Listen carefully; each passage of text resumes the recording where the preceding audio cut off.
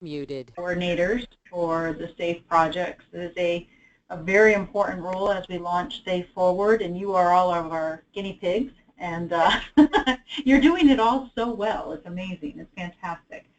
But what we've learned along the way, and we started this conversation at the AZA annual conference, and that I was either too long-winded or we didn't plan enough time for the meeting, probably the first one. So I promise you I will go shorter this time. As a matter of fact, I'm going to turn it over to Sandra and Joel in just a few minutes and let them talk, so it will be shorter. But I wanted to thank each and every one of you for the efforts that you're putting into serving as coordinators. You are indeed making a very big difference, and we are in just the beginning stages of SAFE, even though it seems like we've been doing this for several years now. But ideally, this is the very beginning, and you guys are making history. So thank you for all your efforts. So we're going to continue on from where we were at the annual conference. Is there anybody that is on this call that was not at that beginning meeting at the annual conference? I was not at that meeting because I had to attend the director's conference or meeting. Okay. Yep. Okay, so we're going to just go through some of these here. Let's see if do I have control of the thing, Sandra, because it doesn't seem to be going. Yeah, you do. Let me just move it over. There you go. You should be. And Deb, I don't think I was. This is Beth because I hadn't been appointed yet. The droopy wing and the leg issue, I guess, was on medication. Her leg is starting to be more high-steppy. I assume that is somebody's radio because somebody's leg is more high-steppy, and I know it's not mine. Trying to see who is talking next. Beth, no, I don't think you were at that meeting either, so this will be good. So basically what we're going to do today is just welcome all of you, which we just did, give a brief overview or an update on SAFE and where we are, what the project team is. Each of you are coordinators for a different project for different species at different levels. And so we'll kind of give a general overview of what the project team looks like. Reporting tools and needs for SAFE. As the coordinator, you're responsible for doing quarterly reports, and if you've received funding, then once a year annual report, but we're trying to make them as simple as possible, and we'll go through all that with you. We're going to go through what resources are available to you at this point, but please understand that we're looking for your feedback on a lot of these areas because, as you know, SAFE is evolving as our projects grow and as you become more involved and we get more coordinators on. And one of the things that we're learning very, very quickly is that there are lots of different resources we could probably develop and provide for all of you. But we oftentimes need you guys to help us say, hey, you know what? I don't have a clue how to do this, or what are you talking about here? And then we can start thinking about how to develop those resources. So it certainly is a collaborative approach, even in how we're running the projects across species. We're also going to talk about some fundraising models and then have a little bit of time for discussion and Q&A from there. So this is a list of the project coordinators so far. You'll see they're separated out by species over here in the fourth column. So for African penguin, the coordinators listed, as well as then cheetah, shark and ray, vaquita, and western pond turtle. You will see that there's also a listing of what the project type is and the contact information. So this presentation is being recorded, and you'll be able to look at this, and we can send you this list if you like, but it's also posted up on the coordinators network for you. So what we're going to talk about today is there are several buckets of projects that the projects fall into, different categories. And some of them all have to do with research, some of them have to do with economics, conservation, capacity, public engagement, policy and legislation, and of course, all except for some of the shark species and vaquita have an SSP sustainability component, because as you recall, SAFE is using that one plan approach, and we are looking at species that range that continuum of animals in our care to animals in the wild. So there's always an SSP component to this. A little bit of delay as we move forward here. Here we go, sorry about that. So these are the coordinators split up by the types of buckets their projects are based in. So you can see we've really got a nice spread now moving across all of these buckets, which is really exciting as we move forward. So where are we today? If you'll recall, the process for SAFE, it was that big circular diagram with the bubbles on it that talks about connecting stakeholders, prioritizing conservation needs, aligning those needs with AZA strengths, identifying what those projects are going to be, doing the call for participation. Once that is done, identifying who the coordinators are, and then implementing those projects and ongoing facilitation of the CAP and evaluation of it as we move forward. So the graph represents those circles, and you can see here for phase 1 species, there are 5 phase 1 species of the SAFE signature species, and you can see that we're quite far along on all 5 of these moving forward. Once we get those projects underway, those gray bars are just going to come up for facilitation as well as evaluation of how we're doing with the CAP as we progress over the years. But the project coordinators, you'll see that that bar will change as we add more and more coordinators to these different CAPs. And then when we get to phase 2 species, you'll see that we're not quite as far along. Those species are being moved into next year, hopefully. And it's all a matter of 2 different things. One is we selected 10 species, and we thought it would be really wise to see how we were doing with 5 first.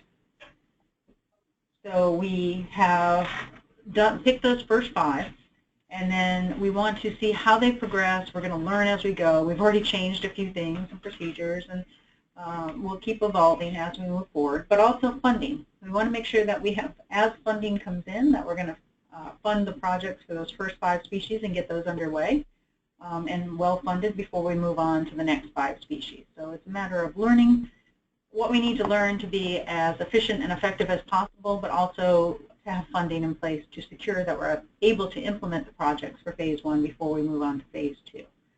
So hopefully in 2017 we will see a big change as we move forward with raising funds. Right now the Campaign Steering Committee, as you know, has been raising funds to make sure that the SAFE program itself, the infrastructure of SAFE, is able to run for 3 years. Their goal was to raise $3 million by December, and we are at, I believe, $2.7 million has been secured already by the annual conference. So they have confidence that they'll get to the $3 million by December, if not before. And then the Campaign Steering Committee is in the process of developing case statements for each of the SAFE species, starting with the phase 1s first. And then they're going to go out and look for corporate or individual donor, high net worth individuals to fund the projects within those species. So we're really moving along. Greg Hudson from the Dallas Zoo is championing that Campaign Steering Committee, and he's just made incredible progress. The one caveat here is sea turtles moving forward. Sea turtles, North Carolina found a grant. The North Carolina Aquariums found a grant or a donor who contributed the money to do strategic planning for developing a safe conservation action plan for sea turtles in the North Carolina area. So it's a subset of what we're going to be doing in 2017 for sea turtles, but it's a new approach. Again, we're trying different things with these different pilot signature species moving forward. So we had that meeting, and we are in the process of developing the outline for the CAP for North Carolina, but we still plan to move forward with sea turtles as a whole, taxa, in 2017. So I'm going to turn this over to Sandra here and Joel, and they're going to talk about the project team. Sandra, are you on? I am. Thank you, Debbie. I'm just going to take the control back here. Okay. So hi, folks. So we're just going to begin talking a little bit more about the project team and what's involved. And I think most of you have seen these slides, or at least have a sense of it. But you know, moving forward, if you have any questions, there is a raise your hand function on the GoToWebinar, or you can put in the chat function down below, and I will see that. Or you can, you know, also just interrupt. That's okay. You're all on. You're not muted right now. So the project team, as you're probably well aware, there are 3 main components. There's yourself, the coordinator. and then of course the funders and your collaborators. And so together you all form the project team. And we'll go into a little bit details of what that all looks like for the project team. So this is what it looks like on the call for participation. There's a section where we have the logos for all of your project the collaborators, yourselves as coordinators, and then of course the funders would go down below. And so the process for adding new project coordinators, I think everyone here is familiar. You've all done the institutional letters of support. We're only waiting for just a few more. You've seen that letter there. We also have a draft version of the project coordinator descriptions, and these are just the requirements and the essential functions of what it's like to be a coordinator and what we sort of expect of you. And if you find that some of these need to be adapted, we're more than happy to do so. So these are the roles of a project coordinator in a much more detailed format. On the left-hand side, you'll see these chevrons here. Beginning with the top, that's where you would begin your discussions with securing project collaborators. This is where you just you find those people that you want to join your project team. And importantly, these can be AZA members or non-members. So definitely those NGO partners out there that you'd be interested in having on board, we can certainly add them to the project team. We do need you to ask permission for logo use so that we can put them on our website, and as well as any documents moving forward that are related to your project. The second part has to do with working through the work plan. So in the call for participation as well as the conservation action plan, the goals are listed out as well as the actions. And of course these can be revised, especially if you find them to be complete or we need to add some things. And so this is part of your continual evaluation process where you tell us what works, what doesn't, and what you need. And we're certainly here to help you out. The third part here has to do with the budget. So with your AZA contact, so Joel or myself, we'll try to put together the best budget possible, and we can work through it and see what works, what doesn't, and modify accordingly. And importantly, this blue chevron here, that's developing the 3-year timeline. So with your project team, who will do what? And this will likely require a series of discussions and maybe even a workshop to figure out the most strategic opportunities to getting things done in the Conservation Action Plan. And then the last part is the coordination section, and this largely falls with us in the AZA office. And this is just to ensure that communication is consistent with everybody, the processes are consistent, we're maintaining things on the coordinator community networks, and we're making sure that your progress reports are complete. And you'll notice here down and below, the November 1st deadline is creeping up upon us. But for those who are familiar with it, who did the ones for August, it's it wouldn't take you more than half an hour to complete, and probably not even then. It's really just a bulleted list of how far you've come and maybe some challenges that you'd like to point out, and then where you feel like you're going to go in the future. And then annually, we'll have to complete a project financial report, and if applicable, that will be due also November 1st. So Sandra, I just wanted to point out that that report that you fill out, while it won't take long to fill out, it's really important because it helps us, it gives us the materials that we need to put bullet points up on the web pages for your projects to update whomever happens to go look at the web page on what progress you're making. It also gives us a head start to look at potential sources of information that can be used in Connect, in the Safe Stories, in notices to the board, notices to the directors going out. So they're really important to have these quarterly reports. That's what's giving us the information we need to communicate to the rest of our community and outside of our community about what you're doing. Thank you, Debbie. So there are some other resources that are available for you, and we've put these up on the community network. The first one is the Animal Welfare Committee has come up with a series of sort of challenges that they felt that coordinators would face, and some solutions and some options. And they're certainly ready and available to work with anybody, any coordinators that have some animal welfare considerations can certainly work through them. And certainly all the other committees are also interested in working closely with SAFE project coordinators. specifically the Education Committee especially. So we anticipate some more handbooks coming out that should be quite useful. Oh, moving along, bit of a delay. So we in the office here, we're trying to also put together a project coordinator handbook. And this will have everything that we've talked about in the webinar and, of course, other things that might come up. And your suggestions are very welcome. You know, this is for you. We want to make sure it's relevant and it's appropriate and it's helpful. So we're very, very interested in your thoughts and how we can make this document really, really functional. Some online resources. I think you're probably all familiar now with the network that we have. This is just a snapshot of what it would look like. Your communities are here, listed over here. And we have 3 separate levels. So you're all right now put in the All Safe Project Coordinators community network. And then each of you has your own species set of coordinators. And then each of you has your own project team as well. So these are the communities that are set up. If you would like some more, we can always add more. And very importantly, when you have your project team and you have those AZA non-members, do let us know because we can just add them by email through our system databases, and they can join the community so they can see your discussions, they can see the resources that you post, and you can see some of the events and announcements that you might list, and they can also contribute as well. So this is just the slide that we left up. We kept bringing it up during the conference. There's a slight glitch in terms of how you receive information in your inbox, and these are just instructions to basically have all of your notifications received in one place, in one tiny place. So this is just the directions for you to do that. You just head into your profile, very easy, find your account, select community notifications, scroll down to Safe All Project Coordinators, and then just tick the consolidated daily box to the right. And that way you should get all of your information in one place at the timeline that you choose.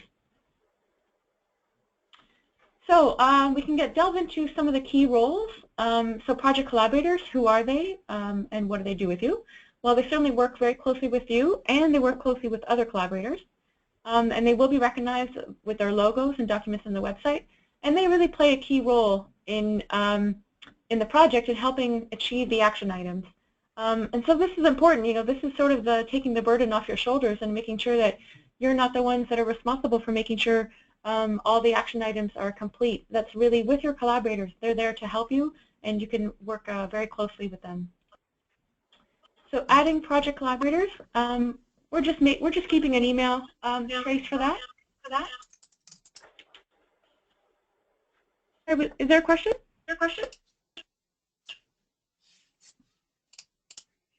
Oh, perhaps not. Okay. Perhaps not. Okay. So to add project collaborators.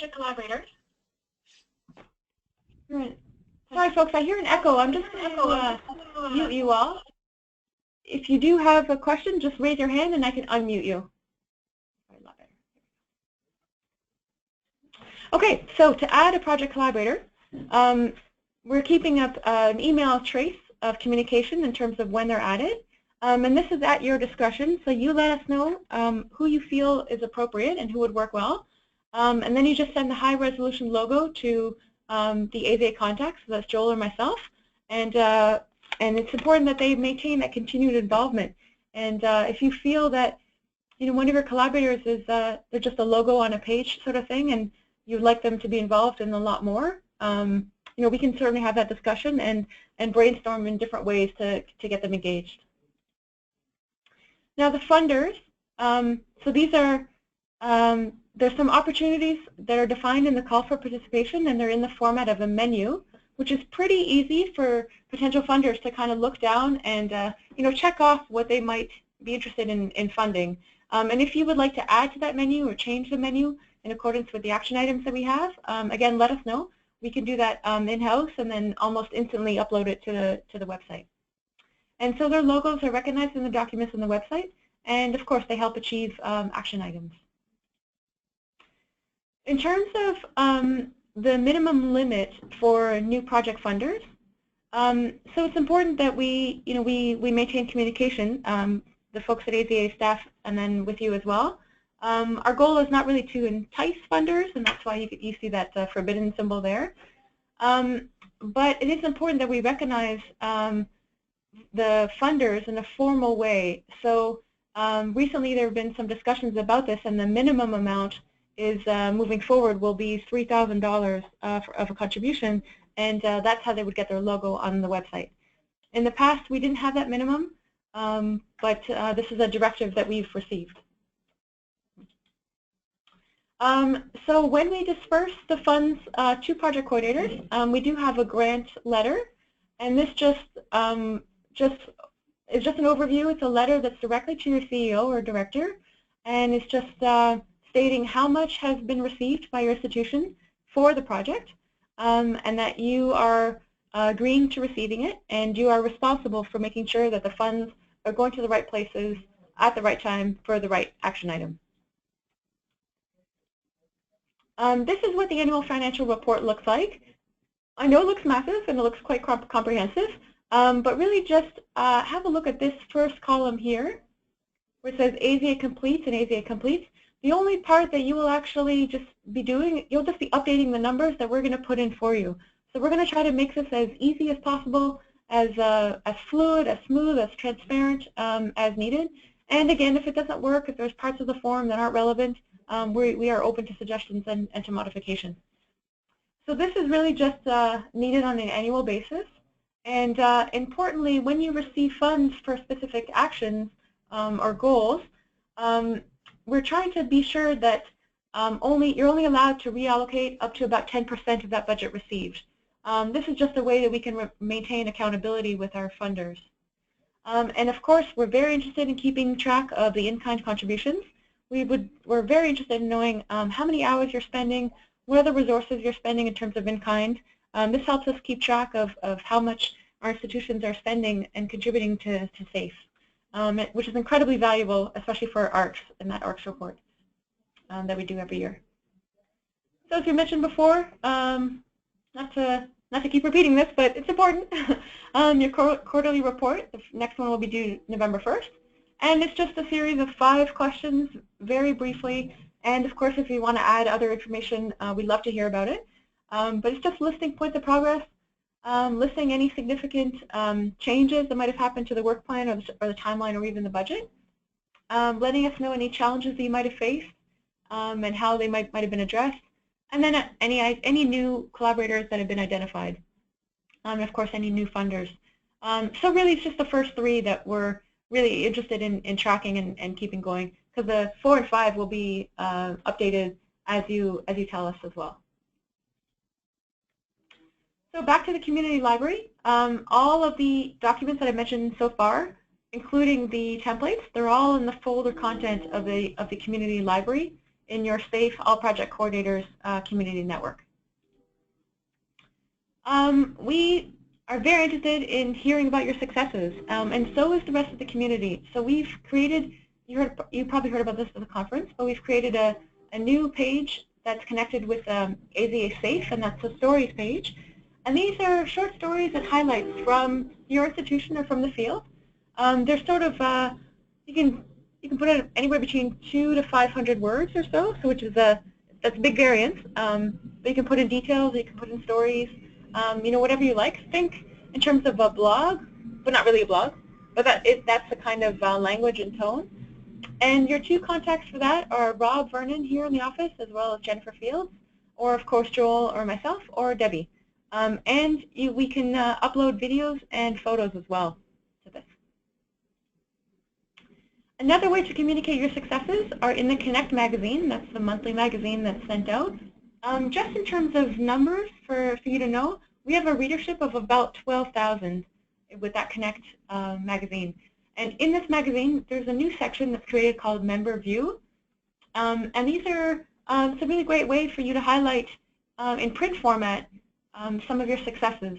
So it's about 300 to 500 words, and of course a photo. Photos are always great. So talk to Joel or myself about any ideas that you'd like to submit. Another way of communicating your success in a very, very brief bulleted summary point, that's the critical actions to date.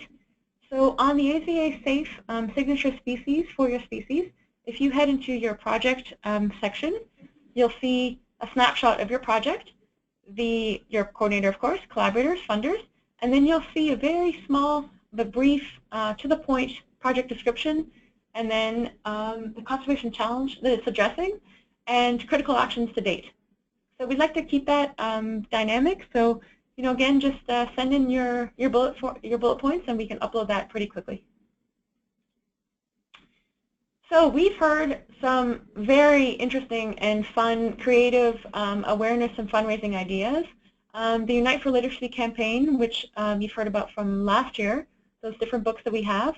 So they're always interested in having more books. If you're interested in writing a book yourself, they're more than happy to donate their editing time and their putting together time. I'm sure there's a better word for that, but so do let us know if you're interested in that, and we can put you directly in contact with those folks at Unite.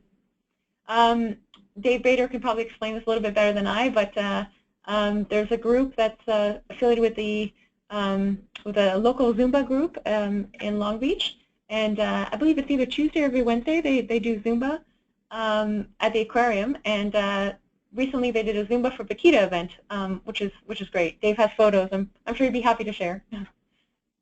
There was a recent beer festival that was done by the New Zoo. So they're just raising money again for conservation efforts. This is a video that you can click on, and you can watch the Brew of the Zoo event. It's really quite great. Other ideas are you can do a bottle and can redemption drive. There was one aquarium that has approached us that's interested in doing that specifically for sharks, so we're helping them set that up. But certainly an idea we just want to share with you. The Pueblo Zoo, they've increased their gate amount with the proceeds going towards conservation, and here's their snapshot from their website. And then, of course, the wonderful Vaquita and Margarita event, which Karen couldn't join us today, but she wanted to make sure that this note is passed on to all of you. She thanks all the members, partners, and especially other project coordinators from Vaquita and definitely from other species for making the event such a success. Some numbers, there were about 75 participants, 96 margaritas that they purchased, and all the banners and all the signs were paraded up and down that boulevard that we walked down. It was just a fantastic event to see everyone so engaged. So this brings us to the end of the presentation. I'm going to unmute you all. Oh, wait, let me go back here.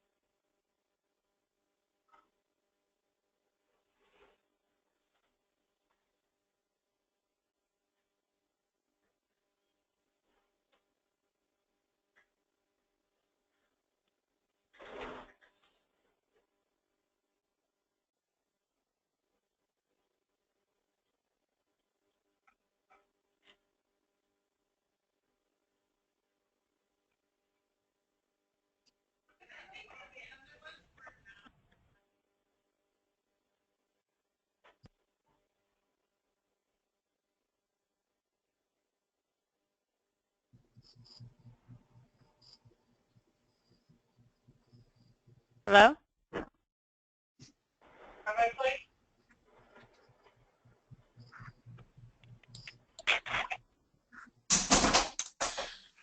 Hi guys, this is Amy. I'm the Director of Professional Development and Public Engagement at AZA. Just popping in. It looks like we're having some muting issues on our end, but if there are any questions that anyone wants to throw out there, we can go ahead and start the discussion.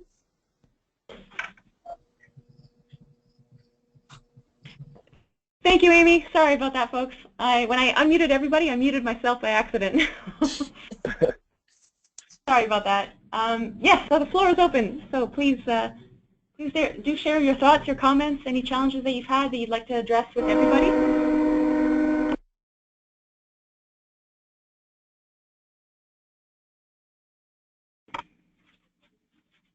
Okay, I'm not hearing much, so I'm going to put the question out to you folks. Do you feel that there's any resource that you would like from us that we have not mentioned to date, or anything that you'd like to see come out other than the handbook? Or maybe any content items that you have for us that we can include in the handbook?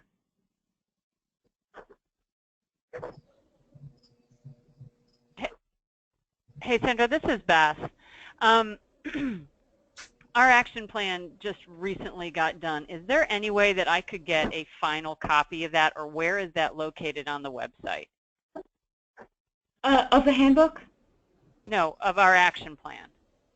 Oh, yes, the Shark and Ray action plan. Yes. Yes. The call for participation is the best document right now to go forward with. The CAP itself, which is the high-level, not very detailed, sort of fancy document, that is still being drafted right now. Okay. But definitely the call for participation is the best one. I can send it to you, I can email it to you, or you can just grab it from the website as well, whatever's easiest for you. Okay, and okay, all right. If I can't find it on the website, I'll give you a call back. So. Okay, sure.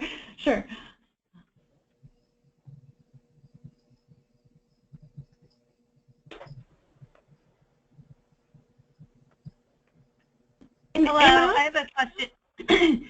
So what I just heard from you is to use the call for participation to create your action plan. Is there examples of action plans that are already done that we can look at?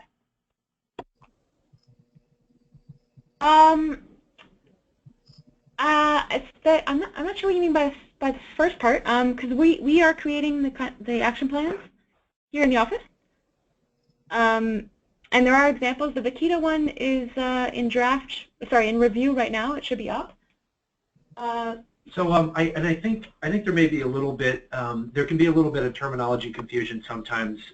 We have what's called the conservation work plan, and that is going to be the colorful document. It's the blue, green, yellow. I can't remember exactly what the order is. But that essentially spells out what the objectives, goals, and then the specific actions are, and that's specific for each species.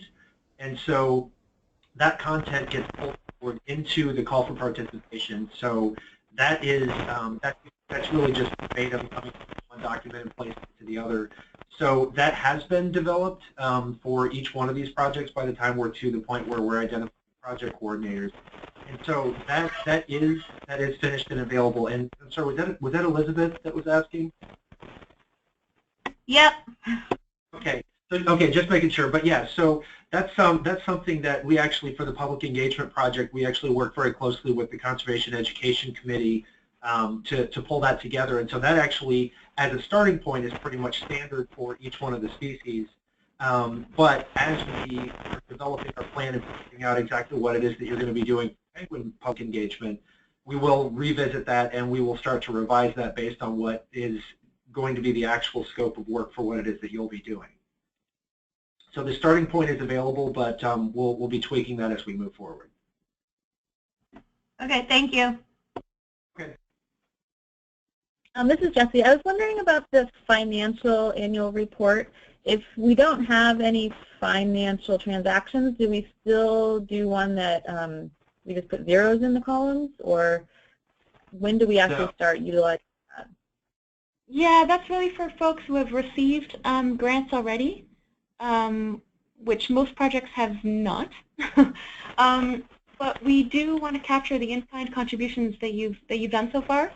So if there's a way that you've been able to sort of track your time on a weekly basis and convert that to a dollar amount, we certainly would like to capture that. So if by November 1st, if you could just sort of put a number down, or just kind of pass that along our way, that would help us out tremendously. So that would be really great. But in terms of the actual, that comprehensive form I showed, yeah, don't worry about that if you haven't received any. Okay.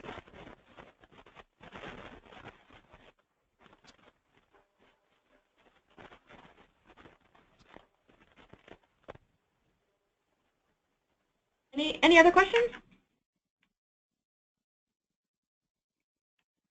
Any thoughts about the handbook? Anyone feeling lost in hoping that we address it in the handbook?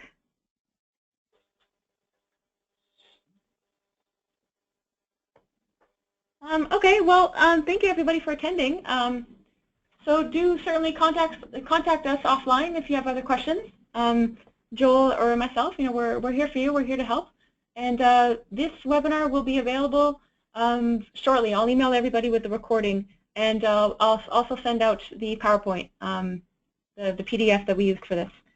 So thank you. We look forward to all of our weekly calls with you this week. We hope you have a good day. Thanks, everybody. Thank you. Bye. Thanks. Thanks.